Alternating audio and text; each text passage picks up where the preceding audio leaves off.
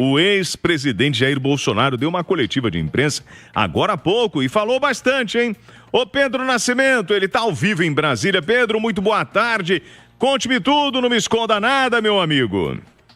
Boa tarde também para você, William. Boa tarde também para todo mundo que está acompanhando a Itatiaia nessa quinta-feira. Bom, pois é, hoje a gente teve essa entrevista coletiva no Senado Federal, entrevista coletiva do Xará, do motorista do 607 do Piratininga, o Jair, no caso, Jair Messias Bolsonaro, ex-presidente da República. Bolsonaro falou mais ou menos por volta de 1 hora. A imprensa respondeu a todas as perguntas, claro, algumas ele foi mais direto, outras ele desviou um pouquinho do assunto, mas, no geral, tratou sobre vários temas, né? Falou sobre a questão da anistia aos presos que foram detidos no 8 de janeiro de 2023, falou sobre o seu processo por tentativa de golpe de Estado, falou também sobre a questão do tarifaço de Donald Trump e a situação envolvendo seu filho Eduardo Bolsonaro, que está licenciado, está nos Estados Unidos. Vou começar falando sobre a questão da acusação da Procuradoria-Geral da República, porque essa semana a gente teve a peça final da PGR pedindo a condenação de Bolsonaro a 43 anos de prisão por uma suposta tentativa de golpe de Estado ao final das eleições de 2022.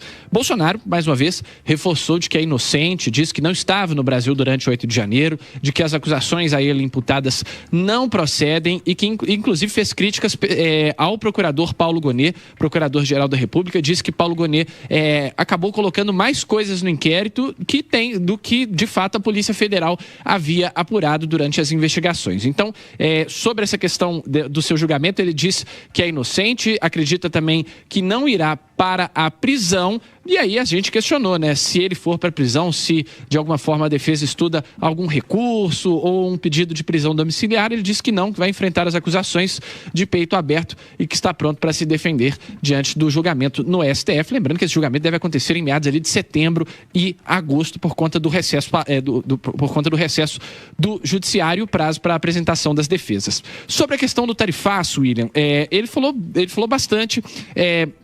Primeiro, diz que essa questão envolvendo o tarifaço de Donald Trump não tem relação direta com ele, mas que Donald Trump está preocupado com a liberdade aqui no Brasil em razão das decisões do ministro Alexandre de Moraes, das falas do presidente Lula durante o evento dos BRICS, né, contra o uso do dólar e também algumas falas direcionadas diretamente ao presidente Donald Trump, mas diz que se tiver disposto ali, se o governo precisar de algum negociador, ele está disposto a assumir esse cargo. Jair Bolsonaro, que a gente lembra, está sem passaporte, né? Desde que começou a ser investigado pela Polícia Federal. Então, diz que se tivesse o passaporte de volta ali, poderia negociar essas tarifas com Trump. Inclusive, fez críticas ao governo brasileiro quanto a essas negociações. Vamos ouvir o que disse o ex-presidente Jair Bolsonaro. Quando ele fala o meu nome, é dado que nós fizemos no passado. E que fizemos no passado? Em 2019, onde o Trump queria sobretaxar o aço e o alumínio nosso. Por 15 minutos ao telefone conversei com ele. Ele não sobretaxou. Quem no Brasil está indo a negociar essas questões? Está lá o meu filho Eduardo Bolsonaro, que tem portas abertas na Casa Branca, no Capitólio.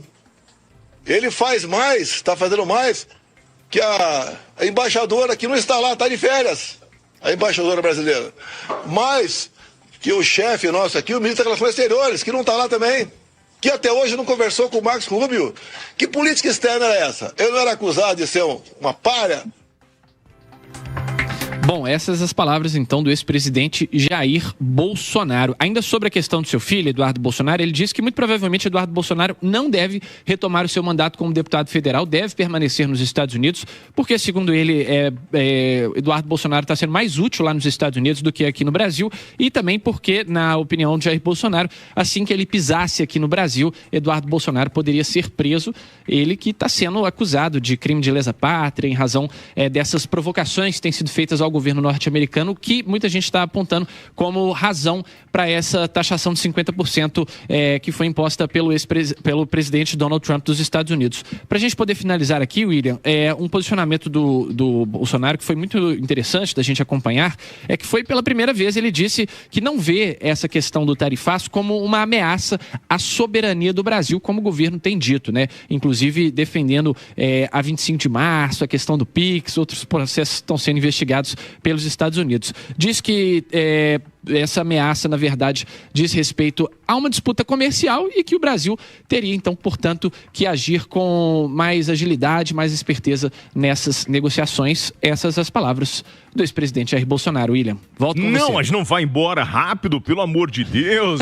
Você falou, né, que em algum momento ele não falou diretamente sobre algumas coisas. E aí eu trago uma fala do Bolsonaro e eu gostaria da sua análise ou, né, da sua observação. Você que acompanhou esse momento da coletiva, quando ele fala, abre aspas, vamos supor que Trump queira anistia. É muito? É muito se ele pedir isso aí. Anistia é algo privativo do parlamento. Não tem que ninguém ficar ameaçando tornar inconstitucional, fecha aspas. Ele pediu anistia, é isso? O que acontece? O Donald Trump, ele chegou a comentar a respeito desse processo de anistia, disse que seria uma justiça com o Brasil. Mas esse processo de anistia, ele diz relacionado diretamente ao Jair Bolsonaro, né? Que ele acredita que está sendo vítima de um processo de caça às bruxas, né?